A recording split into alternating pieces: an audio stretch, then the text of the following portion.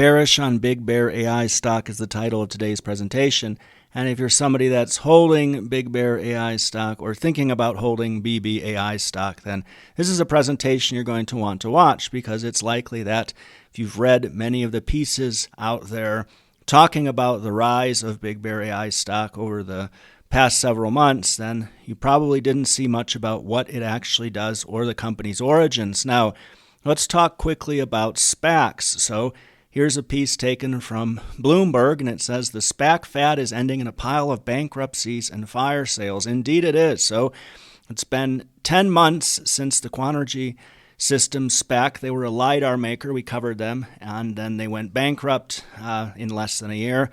Fast Radius didn't make it a year. They were bankrupt after 9 months. And of course, you might have seen Virgin Orbit in the news, also filing for bankruptcy. There's been at least 8 blow-ups since we first warned about SPACs in July of 2020. The truth of the matter is that SPACs, the companies that underlie these transactions, were not the best and the brightest. In many cases, it was the only option that the company had to raise easy capital. The biggest problem is that there was no vetting process of the type that typically accompanies IPOs. So naturally, SPACs were overpriced in a ridiculous fashion. So we covered 98 disruptive SPACs since they started debuting, since summer of 2020. We invested in one. The average SPAC, so we have all of these listed in our tech stock catalog, which covers 460 stocks. You could simply filter on the SPAC column and then take a look at performance quite quickly. So the average SPAC has lost 62% of its value to date. Half have lost 75% or more.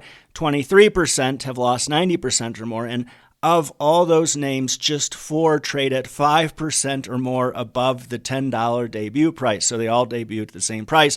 Makes it very easy to look at performance. So these SPACs were overpriced, and naturally, you would expect companies that break their promises to fall. Now, we had an exchange with someone on Twitter who challenged our usage of the word promises versus guidance. Well, when you're selling your company to investors and you're telling them about what you're going to do, there's an element there of promise about what you expect to be able to accomplish. Now, when you miss your guidance, whether you want to call it the company's promises or guidance by a country mile, you're a management team that demonstrates blatant incompetence. So you misled investors. That's why the IPO process exists, is to make sure that companies are being fairly priced and called out if they're promising investors something that they won't be able to accomplish. We've only ever observed, I think, several SPACs that have hit or beat their guidance thus far.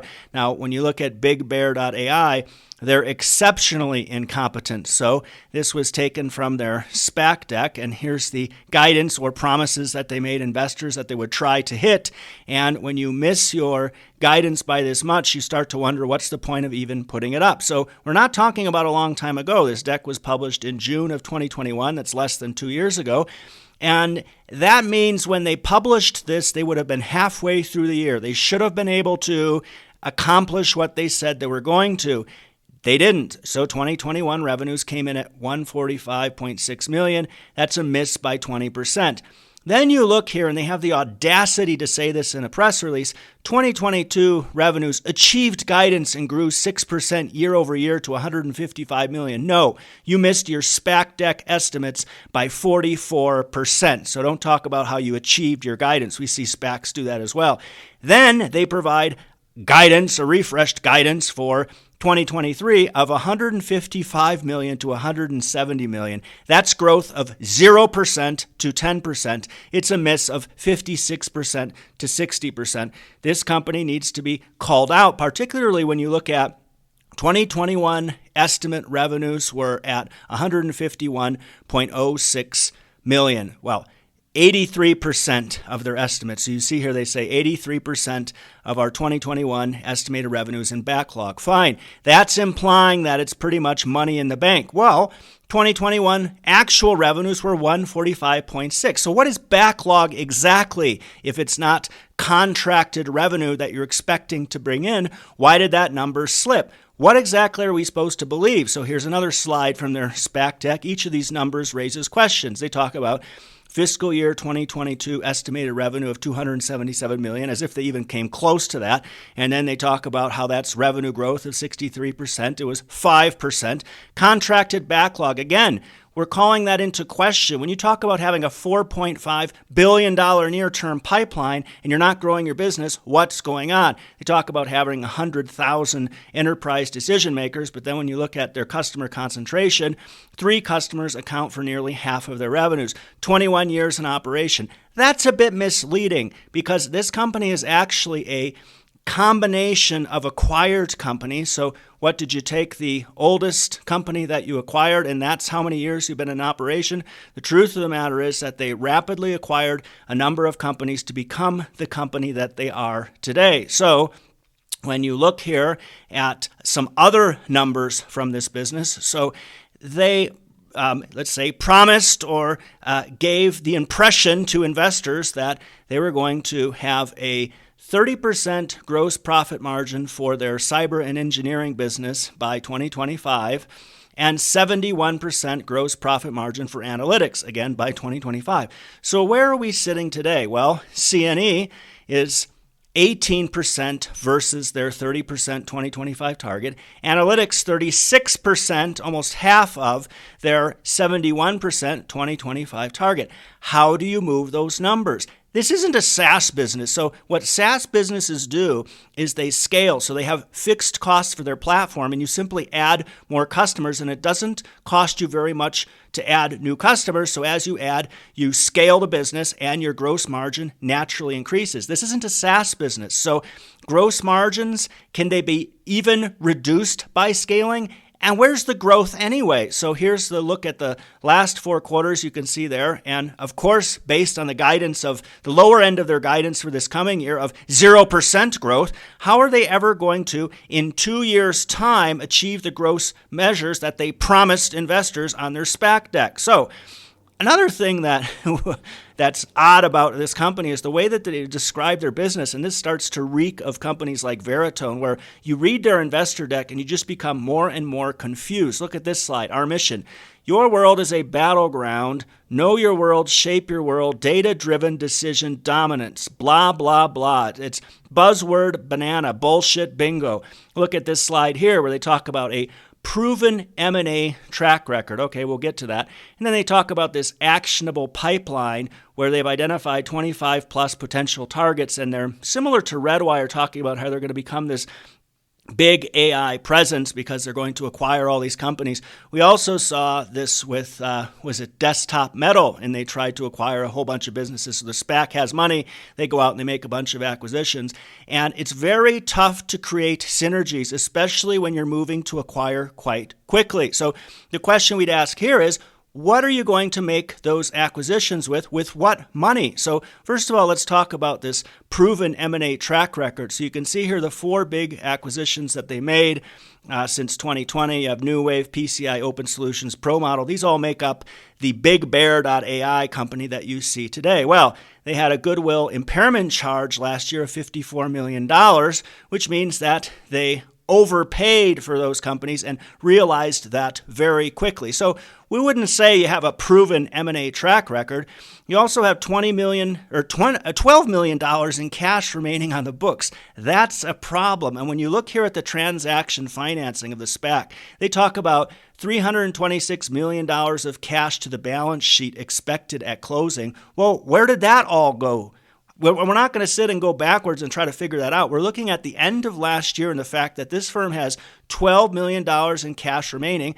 They were supposed to evaporate their long-term debt. So in the SPAC deck, it said 100% of BigBear.ai's existing debt of $110 million will be paid down in the transaction. Well, they have $192 million today. So when you go and start digging into the financials, they get quite confusing because they're providing granularity on successor versus predecessor. Now, this is actually good stuff. Look at this table they provided here. So it shows you the basic financials for every single one of those businesses that they acquired, those 4 businesses there you can see above.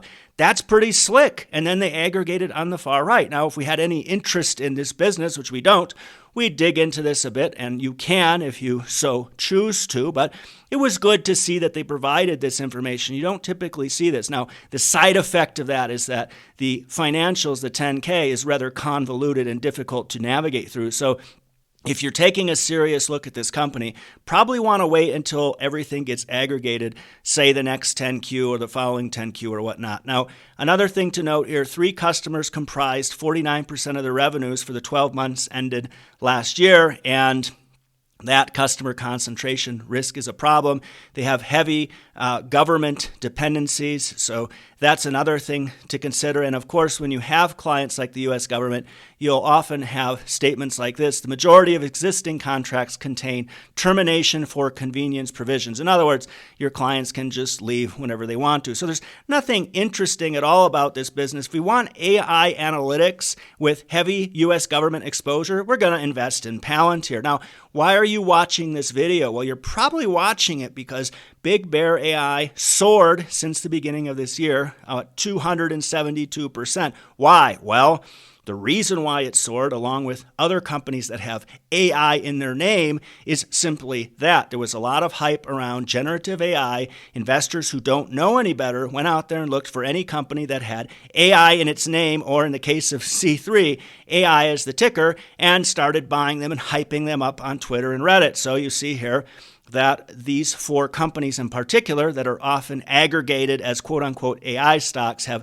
soared since the beginning of this year. We recently, several days ago, did a piece on C3 and noted that their CEO denied that the fact they have a ticker that's AI contributed to the sudden rise of the company, as if they realized double their intrinsic value in the last 3 months. That was rather a cheap shot from Tom Siebel to not at least admit that the hype has helped their share price soar, though he's trained by, he's a media-trained spokesperson trained by the investor relations team, so you expect nothing less. But you can see here how all these companies have soared because of AI hype. So don't get involved in it. We did a piece on swing trading, and I'll link to that in the description of this video. It talks about how you're better off becoming an investor and not a speculator, because the only people that are going to the bank and reaping rewards from all this hype are the hedge funds. They always will. So especially when you look at BigBear.ai, the company didn't suddenly realize